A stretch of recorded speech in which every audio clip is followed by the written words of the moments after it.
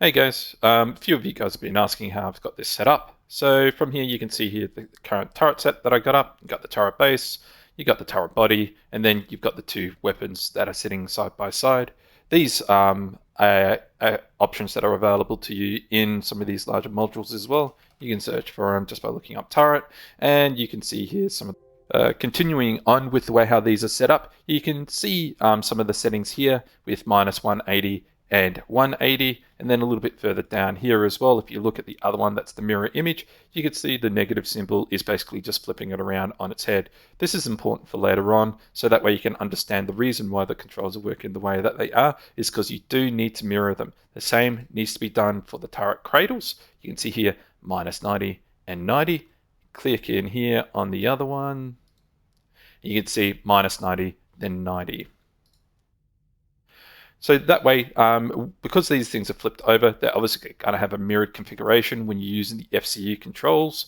And right now is when I'm going to show you how to use those FCU controls.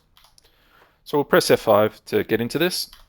This is a glitch with turrets. You really can't avoid that. Sometimes it happens, sometimes it doesn't. You want to step into your ship, head towards your pilot seat.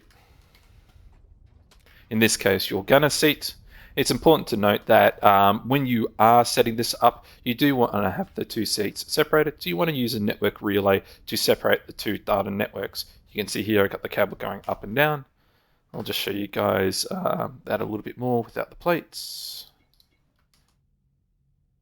Yep, and you can see here I've got the data network basically going down here to these thrusters, but then I've got a completely separate wire that's connecting to the front turrets here.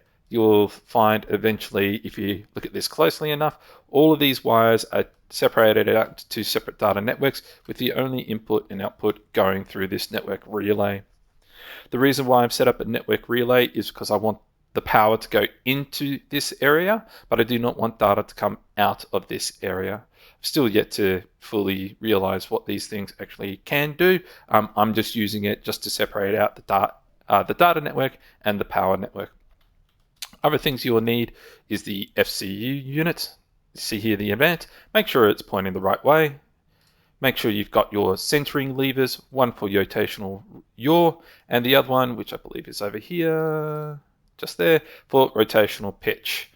The reason why for this ship I have the rest of the control scheme is eventually I plan on this being a backup seat if the pilot at the top of the ship gets hit out of his cradle. So at least that way the gunner can still take over. The reason why you have the rotational pitch and the yaw is because when you go to your seat and press the C button on your keyboard, is you will have mouse scrolling enabled. And this is what that looks like. So the C ability gives you this, and you can hear the turrets moving around on top.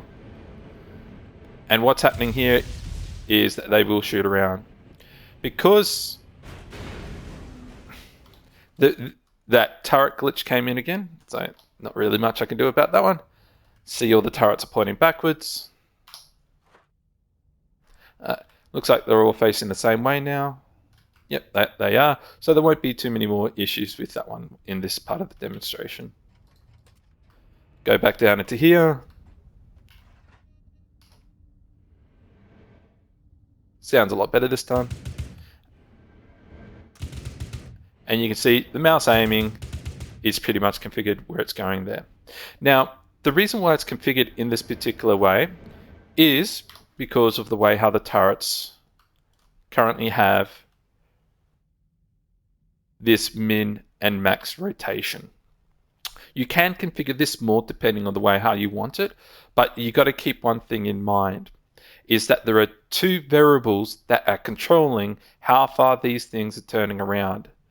These equal 360, these equal 180, minus 90 for going down, plus 90 for going up in relation to the cradle. The reason why I've turned this from its original configuration, which I believe was like minus 20 and then plus 160, is because I wanted them to be centered based on where I'm looking forward. And then what I do is I use this as a way of adjusting the sensitivity when I press C on the seat. Yep. So if I were to change this sensitivity to say 50 and 50, oh, that was a silly thing to do, 50 and 50, then my calibration for where my mouse is pointing is going to be off. See that? It's way too sensitive. And it's no longer pointing to where my mouse is pointing. So for me, in my current build, with the way how I've got the turrets configured with 180 to -180 and +90 to -190, 22, -22, and 22 is where my current configuration is at, and where my turrets are calibrated. There you go, fix my issue. Basically, I did a typo, and now you can see that they are calibrated again. And that's basically because I've got them for my current setup, -22 and 22. All right. It's important that when you do have the separated data network out, you do want to have the FCU here, because what's happening here is when you're moving these around, you can see the rotational pitch and the rotational yaw kicking through the FCU, and the FCU is what's controlling the turrets. Thanks, guys. I believe that about covers it.